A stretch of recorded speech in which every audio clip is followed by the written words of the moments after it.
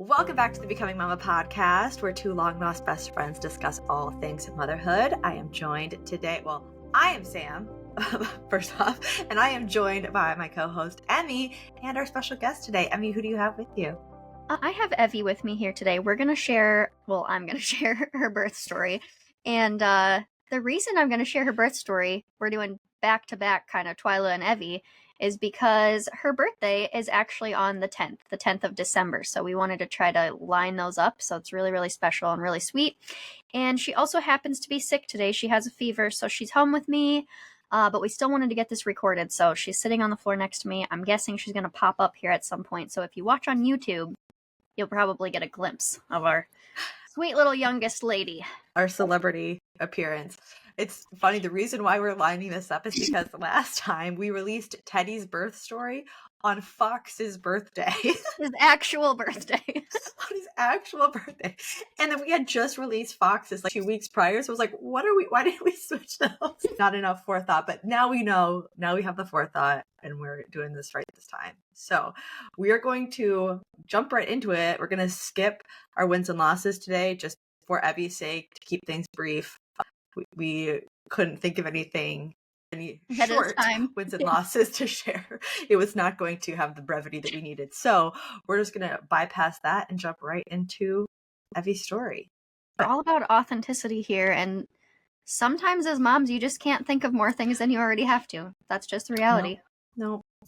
As Evie just said, I have her little birth book here, which I'm going to use as my guide through this story. Aww. I have it with me because Evie's story, it feels like the most ordinary day of my life. It was just like, I woke up in the night and I was in labor and she was born. And then we went back to our regular life and we had a new baby with us. So I'm really excited to share this story because I don't think we hear very many birth stories like that, especially Twyla's story, especially Fox's story. There's a lot of drama, excitement, just like exaggeration, and Evie's story is the complete opposite, and that is really neat because that's also her as a person.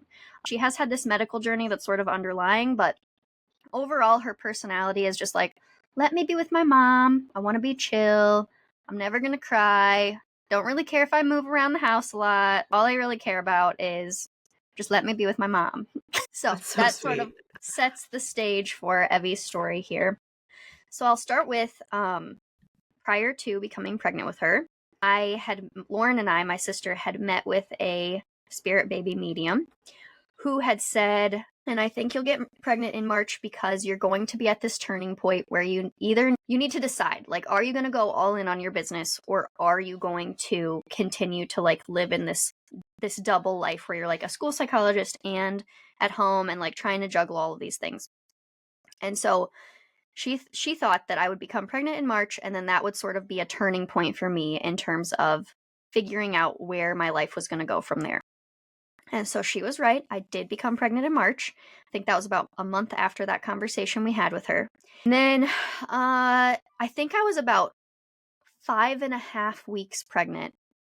We had just told Fox and Twyla that I was pregnant. We did a really cute little pregnancy announcement. We had these little pretend Pokemon cards made up because Fox loved Pokemon at the time. And we did like Fox was a Pokemon, Twyla was a Pokemon, and then we did one that was an egg. Hadn't hatched yet. And they didn't get it at all, which was a huge bummer. And Fox was just like extremely angry because his wasn't a water type, or his was a water type and he thought he should be a fire type or something like that. So it was really silly, but we had just told the kids I was pregnant, and I became so sick. So I had hyperemesis, where I had extreme pregnancy sickness. I got fluids 3 times. I had to take 2 prescription medications in order to basically survive. I was able to somehow maintain my business and my job by, I would sleep the entire day and the entire night, and I would wake up for like, I would have like an hour of clarity a day where I would be able to get a little bit of work done. So everything else fell to the wayside. And when I say sick, I'm talking like I couldn't walk to the bathroom by myself. I couldn't wash my own hair. I was the sickest I had ever been, and it resulted in some pretty extreme PTSD because I left my family hanging. Like I am a very present mother, very present in their day-to-day life. So it was extremely hard to all of a sudden just like, now mom is only in bed. And so that was kind of a crazy experience. It started to kind of lift a little bit around 14 weeks. So super grateful for that. I got my vitamins under control. I was able to wean off of the medication I had been on. And because of that whole experience, I really had to lean on the medical model, just to feel like I could survive, truly. And so after that was over and I could sort of move forward, I was like, I feel like what my baby's telling me, I feel like what my body wants is just so much to just stay close to home and to not have a lot of input from other people. It felt like a time in my life where I really wanted to stand on my own 2 feet, not have a lot of input from other people. In my previous pregnancy, I had had a midwife that was a nurse, and then also the next one, a midwife that was a home birth midwife. And I just felt like every time I had gone to an appointment with them, there were highs, and then there were also lows, where I was like, they said something that sort of made me annoyed or frustrated or something that I now have to think through that I didn't really want to have to think through. And so I decided to just sort of like feel it out on my own. I listened to the Free Birth Society podcast every single day and became very well acquainted with this world of like wild pregnancy, doing things on your own. And that's how I sailed through the rest of my pregnancy. I had a wonderful little baby shower with my stepmom and my dad. It was a surprise. And then I had a beautiful mother blessing that my sisters and my mom threw for me. And I had so many wonderful friends there. Such magical and essential experiences for the transformation I was about to go through, and also the empowerment piece of being brave enough to free birth on my own. And so the time clock was ticking. We're getting closer to actually having the baby. I think it's around November. And I talked with Zach. I talked with my sister. We were feeling very, very confident in the free birth plan. Weren't worried about it at all. And the midwife I would have actually chosen from the previous birth, she was going through some family stuff and wouldn't have been able to really attend anyway. And so plan kind of was locked and loaded. My sister and I talked through tons of different scenarios of like, what if this happens? What if that happens? What if there's this red flag? And the answer was always just like, well, call for support. I am not scared of a home birth transfer. I am not scared of somebody coming in to assess the situation. If it's supposed to go down that way, it will. I'm at complete peace with whatever is supposed to happen. And then I just spent a lot of time, there's Evie, I'm sure you can hear in the background, spent a lot of time setting the bar really, really high for my birth. So in our culture, I think we oftentimes set the bar really, really low of, I hope I survive. I hope my baby survives. And I decided to do the opposite of that and dream up the most magical birth I could dream up. And then plan for it to be even better than that. So I would write stories of that. I would take baths and tell my baby that story, and just really got myself in this mindset of like, this is going to be an awesome experience. So right before I was 38 weeks and prodromal labor kicked in. So that was, my contractions would start in the afternoon and they would go until bedtime, and they would be super intense. They would require my full concentration. I was completely bedbound or chairbound, and I would text my sister and be like, I don't know, I think this might be it. That went on for 9 days, and my sister was finally like, you really don't want to drive down in the middle of the night, because she was going to be my main birth support person besides Zach. And she and her husband and their little girl decided to come to our hometown so that they would be close by for whenever the baby came. They have his parents here, so they were going to stay with his parents as long as they needed to. They knew it could be many weeks. They knew it could be no time at all. And so they got to town, and that night my sister and I went into a little pop-up shop. We had some fun. We had a great time. Twyla came with us. It was really lovely. And then my sister was like, oh, I got you this dragon fruit. You said you've never tried it before, so eat this before you go to bed. So Twyla and I tried that. I didn't think it was very good, but I ate some anyway. And then as I laid down to go to sleep, I was like, Zach, I think it's probably going to be tonight. These contractions I'm feeling feel a little bit different to me. And he's like, okay, don't wake me up. As a joke. Okay, any words before I dive into the actual birth? Any thoughts? No, I was wondering, did you have any pregnancy sickness with the other two? Good question. So with Fox, I was throwing up many, many times a day, but I was able to function in my normal life completely. There was one day I took off. I remember, like, I was doing my school psychology practicum at the time. There was one day where I was like, oh my gosh, like, I can't do this. But other than that, dry cereal got me through. And with Twyla, I had lined her pregnancy up so that I would have the summer off. So I truly had no responsibilities besides care for Fox. And that was my entire early pregnancy. I went back to work for the school year at 11 weeks pregnant. And so I was sick. I did throw up, but I was able to sleep kind of all day, every day with no other expectations placed on me. So I think it wasn't terrible at all. It was completely manageable. I would say that was actually my most manageable pregnancy sickness experience. And then Evie's was like a whole nother ball game. My sister also experienced hyperemesis. I had seen it before, but I kind of thought my sister had been exaggerating, and I feel really bad about that now. Karma. Okay, so like I said, I had told Zach, probably gonna start. So I think my sister coming probably relieved a lot of the pressure of like, oh, I'm nervous about the baby coming in, her not making it here type thing. So I woke up around, I think, 11 p.m. That's why I brought this little book, so I could have some of the facts straight. Woke up around 11 p.m. and the contractions were intense, and I was ready for them. I was so welcoming them. I was like, okay, let's go time. Let's do this. Let's get this baby here. I am ready. This is going to be awesome. And we turned on X-Files. I was thinking a lot about, like, how do I want to spend my early labor, like I had with Twyla. And I was like, there's going to be no gradual early labor. This is already super intense. I had to wake Zach up right away, was holding his hand through every contraction. After a couple hours, I kind of needed a break, so I went and got in the bath for a little bit. That helped relieve things a little bit. I was able to get a little bit of a break. I went back to our bedroom, had Zach call my sister. She didn't answer right away, which I think was kind of unexpected. But I think she called back pretty quickly, and she came over around 6 a.m. So at this point, I had decided I needed another break. Things had been intense for a little while. I had mentally prepared again for a long labor just in case. But also, I had been thinking in the back of my head, like, I haven't lost my mucus plug yet. My water hasn't broken yet. So it just seems like this could still be a long time. And so I went, had Zach draw me a bath, had him light some candles so we could keep the darkness in the room.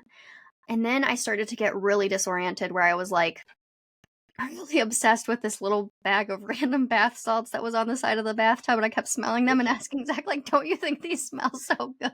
And I wanted the lights on and I wanted the lights off, and I was just like, I think I looked at him and I was like, I think I'm going somewhere else now. I was really in labor la la land, and also still didn't recognize this as a sign that, like, baby might be here soon. Yeah. So throughout the birth, we didn't do any fetal heart monitoring, but we did have a Doppler. And my plan, after having listened to other free birth stories, was just that I was paying attention to the movements of my baby, making sure she was moving regularly, and I was really, really tuned into that. I knew that was my job during the birth. And so I hadn't felt her move in about 5 minutes, and I started to get a little bit nervous about that, so I told Zach to get the Doppler out. He's, like, fumbling around, and I kind of, like, lift myself up out of the bath, and I hold onto the faucet, and I'm like, I really wish my water would break soon, because this is feeling really intense, and I feel like that would relieve a little bit of the pressure if my water were to break. And then in that moment, my mucus plug came out, and probably like another contraction later, my water released, and I was like, oh, thank God. It does feel a lot better. You want to see? Am I telling your story? And then my sister, she was like running around the house. I was telling her to do all of these things, like my big sister mode. I think I was trying to distract myself from the intensity of the birth by ordering her around, because that's sort of just like our sisterly pattern. So I'm like, go wash Twyla's hair, do all of these weird things, find the little fishy net, look in all of these obscure places where I think it might be because we can't find it. And then, like, I felt something release from my body with a contraction, and I was like terrified in that moment of like, oh my God, what is that? Not sure what it is. What if it's the placenta? What if something's really wrong? Kind of like your paranoia kicks in because you're in la la land. Right. And Zach looks and he's like, hits her head, like, go, push the rest of her out. And I was like, intuitively, don't want to force her out. I know that could lead to a tear. And so I paused, I waited for the next contraction, and then she released, and Zach's like yelling for my sister and yelling for Fox and Twyla because we really wanted them all to be there. And they're like tumbling into the bathroom. They can't believe that she's out, that she's here, that she's alive, that I'm alive. And my legs were shaky, so I laid back in the bathtub, and we all just kind of like chatted in the bathroom. It was 7 a.m. at this point, so we had to call Fox's school and let them know that he wasn't going to be in that day. He was going to be home bonding with his new sister. And then we just transitioned to the bedroom, and my sister took good care of me. We called family, let them know she was here. And yeah, that was pretty much it. It was 6 hours in total, and she made her appearance. She snuggled up on my chest. She latched right away, and we took some naps, and yeah, that was the story. Wow. That's like the fast one. It's a fast one, but it's so cool how just like intuitive it all was for you at that point. You know, like you sure you saw those moments like being in your head, who wouldn't, but when it was time to be intuitive, you were, and that was really cool. How was your postpartum with her? Really excellent.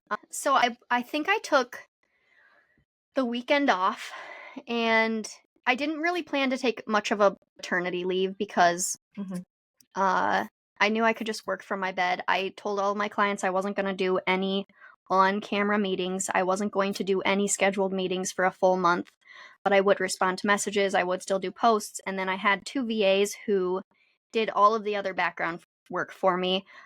And we prepped a lot in November to get everything ready for December so that like we would have as much lifted off of our plate as possible. So that was really amazing and really wonderful. I'm super grateful for them.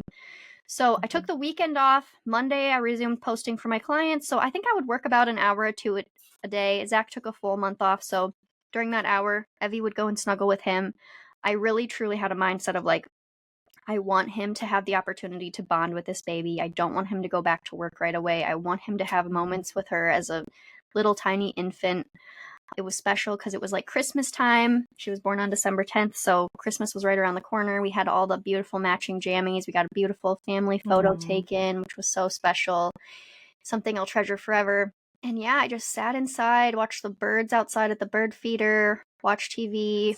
Zach would cook all of our food, stayed in bed as much as possible. But also because the birth had just been so, like I barely, like most of the time postpartum, there's like a lot of swelling, a lot of, there was just so little of that. Like everything had been so just natural and relaxed that there wasn't a lot of discomfort. I did take some postpartum sitz baths. We did the herbs and everything. That was really great. My sister helped with that. I think she stayed around for a few days and checked in. She'd come over and chat with me and hang out, and we'd talk about the birth. We'd talk about the baby.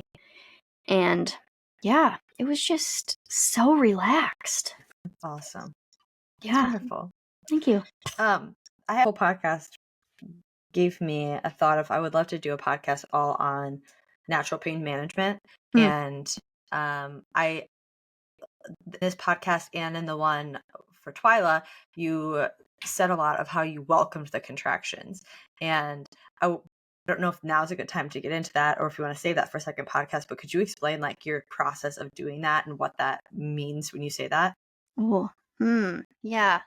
So I had a birth before that was a home birth, if you've already listened to that podcast for our listeners. And to me, birth no longer felt scary or hard or challenging. It felt like this is the hard work I need to do to get that thing I really want, which is to meet my baby. I'm really familiar with hard work. I'm really good at doing hard work. I'm good at getting down and dirty and doing the thing that needs to be done to bring the thing to life. And that's what I thought about. Like, like that's just like the pattern I'm in now in my life, where it's like, oh, I got to do this hard thing. It's not going to take very long. And once I can get that thing done, I'll get the return, the gift. And so the sooner it starts, the sooner it's over. Yeah, that's a good point. Yeah. Good point. It's not like I wanted to feel that intensity. It's not like I wanted to feel that pain and that, bone crushing feeling, but I was ready for it. I wanted it to happen, Mhm. and I wanted my baby to be here. I like that. Yeah. I like that. That makes sense when you say the welcoming. It's like the embracing that it's here, and I feel like it's kind of symbolic for life in general. You know, we talk about resistance versus acceptance. Any situation in your life that you resist, it makes it harder. It makes it more challenging, and it does take longer and stick around more. And anything that we accept, a lot of the pain that is created in resistance goes away. Like things like right now, it's cold outside. I am a 75, 80-degree weather girl. It's like 45, not my jam. I could sit inside all day and be like, oh, I wish it was 70 degrees. Oh, I wish it was 70 degrees. Oh, I wish it was 70 degrees. It's not going to be 70 degrees. And I'm creating this pain and resistance in myself by focusing on that thing and focusing on the negative of it. Or I could say, oh, okay, it's 50 degrees outside, so 45 degrees outside. So I'm going to have my space heater on and I'm nice and toasty in here. And I've released that resistance. That's such a frivolous example, but it really is when you think about every situation in your life. If like you hate the job you're in and you focus on all the things you hate about it and you don't think about the work you could do to get out of it, you said just focus on the negative. That's not even a good example. What's I another think good that's a great example? example. I think it's a great example. But also, like, if you feel like you need to leave that job and you keep resisting that, you're never going to have, first of all, that hard point where you have to go and find another job. Like, that sucks. That can Yeah. feel really, really scary. It can feel super insecure. But then the gift of the new job when you find it, and it's the right environment, the right people, exactly what was supposed to happen all along. Yeah. And I think another important thing about that welcoming that I love you saying is that I want to say this delicately. Childbirth is not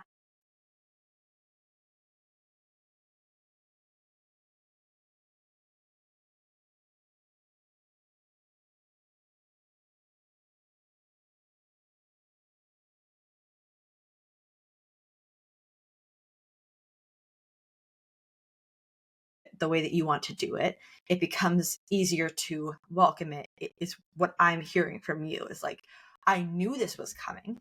I've anticipated this is coming and I'm ready to survive this versus you go into it already thinking I don't want this pain. There's that again, that resistance of like no no no no no no no no no, oh this is horrible, oh no no no no, like versus oh this is horrible but yes this is what I need, this is what I need, this is what I need. Does that make sense? Is that like Yeah. what you mean by welcoming too?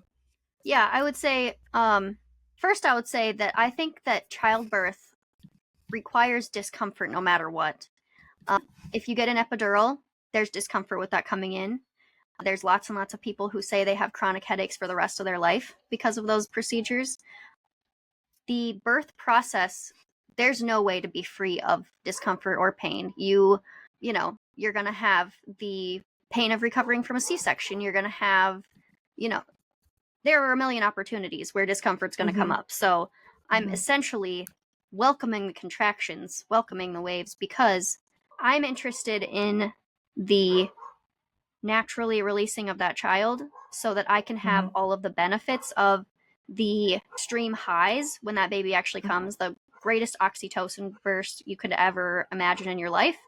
I'm sure you can hear our dogs. Can you? That's okay. Yeah, it's okay. Okay. Yeah, so I think it's like you can either choose to continue to delay and resist the or you can, like I said, welcome it. That's just the reality of the situation. So Yeah, I think this would be an interesting podcast just to talk about. And then just I think even if you do end up having an epidural, if you do end up wanting intervention down the road, a lot of people like myself want to experience and want to be without an epidural for as long as possible.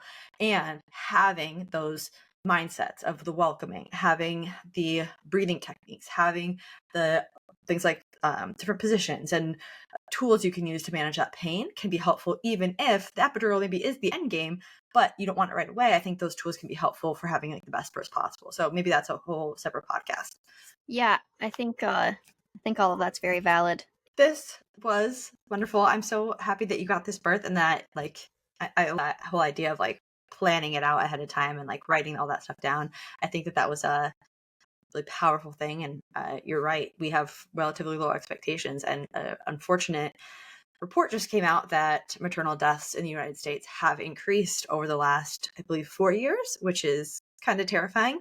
And unfortunately higher in minority populations as well. And the mistreatment of women has also increased. So I think setting that bar high is not only important, I think it's necessary because that's unacceptable. And the more we are able to say that's unacceptable and this is what I want and this is what I deserve, the more that's going to be hopefully upheld. Yes, for sure. I mean, we could definitely do an entire podcast on this topic, but just so many of the interventions that are being applied to childbirth are leading to those outcomes, and people don't necessarily realize that because we think that the interventions are what's keeping us safe. And that's, if we compare ourselves to other countries, we know that that's just absolutely not true. So much research around so many of the different aspects of things that are happening. So fun to dive into that sometime. But I recently heard someone talk about creating a birth vision board, which is something I never did, but a really cool idea of like, you know, how's this all gonna come together? How do I want it to look? Yeah, I love that. All right, well, we'll wrap it here. I think Evie, you've done amazing, Evie. You've made it like 40 minutes. So happy for you. Say bye-bye. I'm so happy to have you. Can you say bye-bye? So good. So good. She's waving if you're not watching on YouTube. She's waving. And happy early birthday, girl. I'm gonna have a bluey dress and a birthday cake. She loves her mommy. All right, well, we will see you guys next week. I don't know what we're talking about, but we'll talk about something.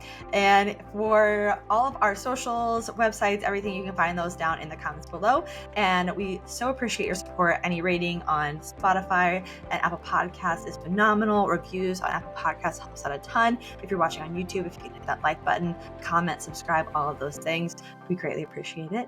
And we hope you have a wonderful week, and we will see you next week. Bye. Thanks for listening.